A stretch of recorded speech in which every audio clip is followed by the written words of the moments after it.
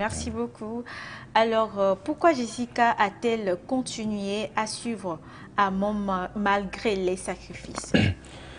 Voilà, pourquoi Jessica a continué. Bon, Jessica, je ne sais pas là où elle est, mais j'aurais envie de De lui poser cette question. question pour comprendre pourquoi elle a toujours voulu suivre son gars.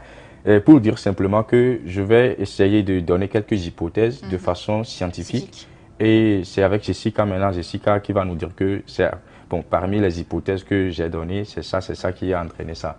Voilà. Mais de façon scientifique, voilà, pour pouvoir expliquer le pourquoi, ou encore pourquoi elle a accepté de continuer, n'est-ce pas, avec son mari. Premièrement, on peut parler de la dépendance affective. Oui. De la dépendance affective. Le premier facteur qui peut pousser Jessica à continuer malgré le fait que elle a compris, elle a su que son mari est sous l'emprise, mais elle a continué. C'est la dépendance affective. C'est quoi Effective. j'appelle pas la dépendance affective?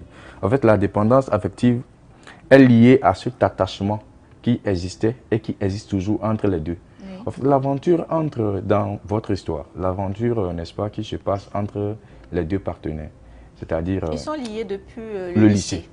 Voilà, depuis le lycée. Oui. Donc déjà, ça veut dire que au niveau de l'affection, au niveau de l'amour, au niveau du sentiment, sûrement qu'en tant que femme, tu vas forcément aimer ton mari. Donc à cause de quoi, de cet amour, l'amour va peut-être te rendre aveugle. En plus, elle nous a dit que bon, elle est orpheline de mère et de père, donc Oui, Amand je viens. est seulement Oui, sa famille. je viens. Donc, le premier facteur qui, n'est-ce pas, va quand même les parents Les d'Ama parents, avant oui. que les parents, n'est-ce pas, ne Oui, meurent. le meurtre. Voilà. Donc, si ça en est ainsi, ça voudra dire qu'il y a un autre facteur, Oui. le facteur de la culpabilité. C'est-à-dire culpabilité de ne pas pouvoir peut-être tromper, parce qu'elle va se demander, mais jusque-là, moi-même, je n'étais pas stable. C'est Armand, lui. c'est la famille d'Armand. Bon, Ils malgré m'ont le fait soutenu. qu'entre-temps, les parents d'Armand, n'est-ce pas, sont décédés et tout, mais depuis le lycée jusque-là, c'est la famille d'Armand, n'est-ce pas, qui m'a soutenu. Oui. C'est Armand aussi, à cause d'Armand, ils m'ont soutenu. Ça voudra dire que j'ai une dette émotionnelle envers eux. Envers eux. Voilà. Donc, elle se sent, n'est-ce pas, coupable. Et ça peut aussi faire que, comment on dit, Jessica pourrait être confrontée à ce non, c'est-à-dire à cette décision de dire non, je ne vais plus continuer avec mon mari. Parce qu'elle elle se sent coupable, elle peut-être va se dire que mais j'ai une dette envers mon mari. Voilà, je suis en train de parler de façon scientifique Oui, ça. oui. Voilà, donc c'est un deuxième facteur. Un autre facteur qu'on peut dire, c'est l'instinct de survie. Ça voudra dire quoi l'instinct de survie? C'est-à-dire que actuellement, Jessica a un enfant. Oui. L'enfant, Ils ont eu 2 enfants. 2 enfants, Oui. voilà. Ils ont 2 enfants et j'espère que l'enfant, bon, l'âge n'est pas tellement avancé. Oui. Ça voudra dire qu'il y a les charges. Oui. Voilà, Oui. ça voudra dire que donc, Jessica est dans une dynamique de subsistance. Et comme elle, depuis, n'avait pas une situation stable, et c'est à cause de son mari, et c'est à cause des parents de son mari, et actuellement, c'est à cause peut-être de la secte. Donc, Jessica aussi peut être confrontée à cette situation de subsistance.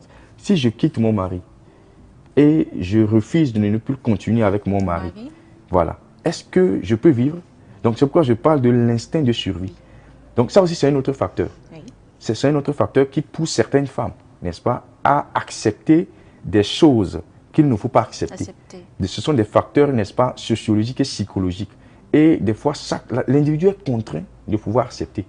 Voilà, l'individu est contraint, donc c'est ça. Maintenant, autre chose qu'il faut mentionner dans ces facteurs-là, pourquoi elle a accepté, c'est qu'il y a aussi des facteurs spirituels.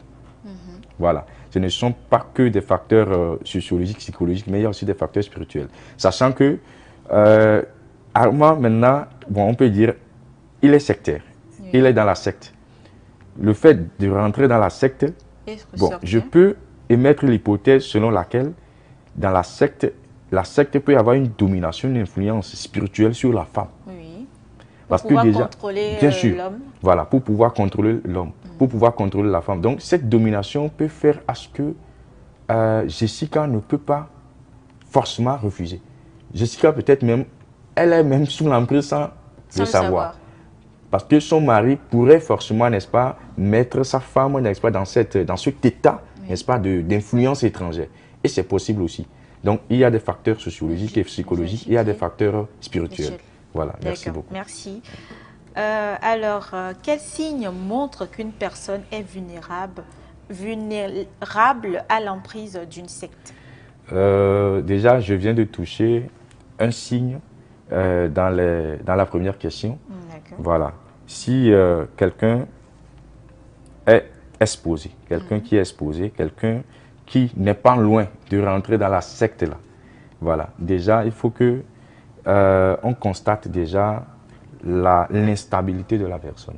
Parce qu'aujourd'hui, pourquoi, lorsqu'on pose la question, pourquoi on veut rentrer dans les sectes? La plupart, c'est-à-dire dans la plupart des cas, les raisons, c'est pour avoir plus de stabilité, c'est pour avoir de l'argent, parce que ce sont des choses qu'ils offrent, en fait. Les sectes, ce sont des choses que les sectes qu'elles offrent, n'est-ce pas, à ces gens-là. Donc, de façon, comment on dit, objective, je peux dire que les gens qui sont vulnérables à ces genres de choses, ce sont des gens, n'est-ce pas, qui n'ont pas une vie stable, qui sont à la quête, n'est-ce pas, de la réussite rapide.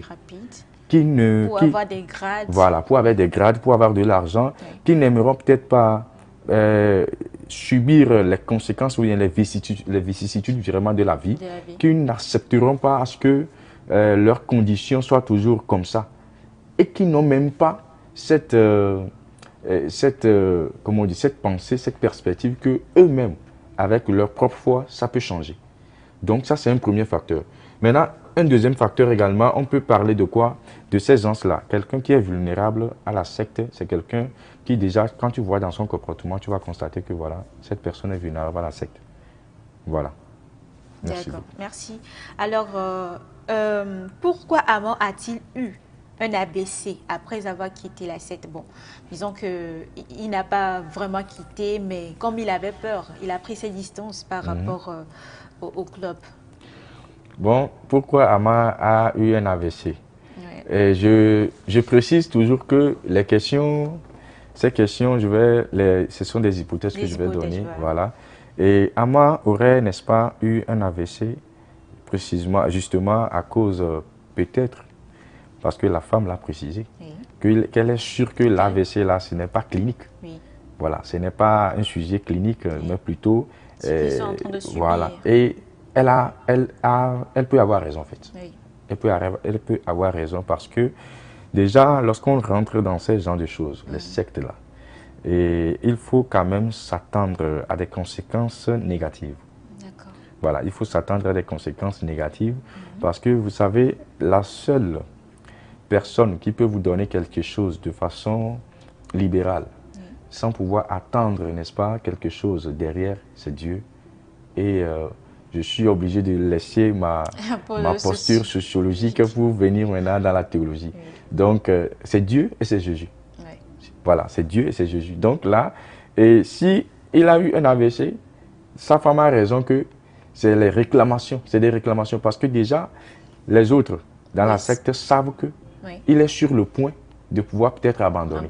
Parce que tu es déjà sous l'emprise. On dit tu es sous l'emprise de quelqu'un, ça voudra dire que les gens là te manipulent. Ils te connaissent.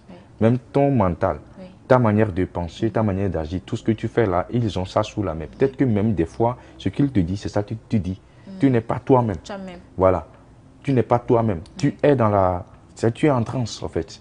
Des fois, la plupart des fois, tu es en transe. Et donc là, si c'est le cas d'Arma, donc ça voudra dire que Arma plutôt, n'est-ce pas, est possédé. Et donc, s'il tombe en AVC, ce sont des réclamations.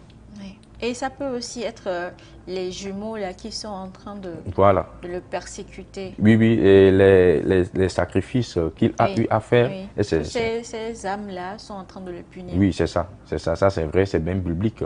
Parce que même dans la Bible, j'oublie un peu le verset, mais la Bible dit qu'il y a plein de victimes, n'est-ce pas, qui sont en train de réclamer, n'est-ce pas, le jugement auprès de Dieu. Voilà, ce sont des victimes sur terre. Des gens, des enfants qui ont été peut-être avortés, des enfants qui ont été peut-être, ou bien des gens qui ont été tués, n'est-ce pas, de façon innocente, etc. Ils réclament, n'est-ce pas, jugement. C'est dans la Bible, ils réclament jugement et ils demandent à ce que Dieu puisse, n'est-ce pas, faire le jugement. Et donc, je crois que ça peut être dans cette dynamique-là que, déjà, parce que déjà avec sa pensée, tout ce qu'il a fait, elle serait, comme on dit, il serait, ça c'est normal qu'il serait quoi, comment on dit, il serait, toute sa pensée serait remplie de ces genres de choses. Là, peut-être il est stressé, Voilà, il a peur. parce qu'en temps normal, un homme normal ne doit pas tuer son prochain. Et avoir ça sur la conscience. Oui, tu es homme, je suis sans scrupule de conscience, tu prends ton prochain et puis tu le... C'est pas normal. C'est pas un animal, tu es en train d'égorger. Mais c'est un homme, c'est un être humain comme toi. Voilà, donc tu le prends et du coup, tu le tues de façon... Bon, justement, parce que toi, tu veux, tu cherches ton intérêt. Donc, il faut savoir que, bon, de toutes les façons, il doit forcément avoir un AVC. Ou soit, il doit forcément payer les conséquences. Parce que, en fait, je ne suis pas créateur d'homme. Voilà. Aujourd'hui, on parle de créateur de contenu. L'homme peut créer toute chose, mais l'homme ne peut jamais créer les hommes. Non. On peut toutefois essayer, on peut toutefois, n'est-ce pas, être bien en technologie et produire, inventer des choses. Mais la seule chose que l'homme ne peut pas faire, c'est que quoi? Et que Dieu ne peut aussi pas donner à l'homme, parce qu'il a dit qu'il nous a créé à son image. Ce qui veut dire qu'il y a des choses que Dieu fait et il nous a donné cette capacité de le faire aussi. Mais la seule chose que l'homme ne peut pas faire là, comme Dieu, c'est de créer l'homme. L'homme ne peut pas créer l'homme. Donc, au moment où tu ne peux pas créer l'homme, tu ne peux pas, n'est-ce pas, décider, n'est-ce pas, à ce que l'homme puisse venir et partir là. Il faut savoir que si tu as cette audace-là de pouvoir tuer un être humain, n'est-ce pas, en dehors de celui qui l'a créé, tu vas payer les conséquences. Ça, c'est partout, c'est d'emblée, tu vas payer les conséquences. Donc, c'est ce qui est en train d'arriver, n'est-ce pas, à notre frère ici. D'accord. Alors, quel rôle l'entourage pourrait jouer pour aider Jessica et Amon? Bon, l'entourage, je crois que le premier rôle que l'entourage, n'est-ce pas, peut jouer, une fois que le contrôle social diffus est déjà, n'est-ce pas, présent, c'est-à-dire qu'ils ont su ce qui se passe, normalement, il doit déjà, n'est-ce pas, avertir, alerter ou bien signaler ce qui se passe. On se comprend, non? Parce que je crois que c'est dans une émission, je l'avais déjà dit, que ce que tu es en train de faire chez toi, déjà, les voisins ou bien les amis à l'alentour, voilà, ont les yeux sur toi et déjà, ils vont savoir peut-être ce qui se passe. Même s'ils ne le savent pas, ils vont avoir une idée, voilà, sur ça. Donc déjà, les amis d'école, les amis de Jessica et d'Arma, sûrement qu'ils seront aussi au courant ou bien ils auront des rumeurs. Maintenant, normalement, ce qu'ils devraient faire, c'est que la première des choses, c'est de les appeler. Au début même. Au début. Voilà, au début. Aujourd'hui, on n'a plus cette valeur-là dans notre société. Avant, il y avait ça. Lorsque ton ami se trouve dans une situation, tu commences par l'appeler, être à l'écoute, le faire, n'est-ce pas, un entretien, n'est-ce pas, ou bien une interview avec lui. Et tu commences par, comment on dit, faire accoucher ses idées, ce qu'il a comme souci. Là, tu comprends sa situation et ça peut l'aider. Donc, je crois que ce sont des mécanismes que ces amis-là doivent mettre en place exactement. Normalement, voilà. Ils pouvaient avoir des informations sur Jules d'avance là. Et lorsque Jules aurait approché Jessica et Amand, là, ils vont les prévenir. Faites attention. C'est ça. Voilà. C'est ça. Faites attention. Et là, ça va les aider. Ça va aider les deux partenaires. Mais comme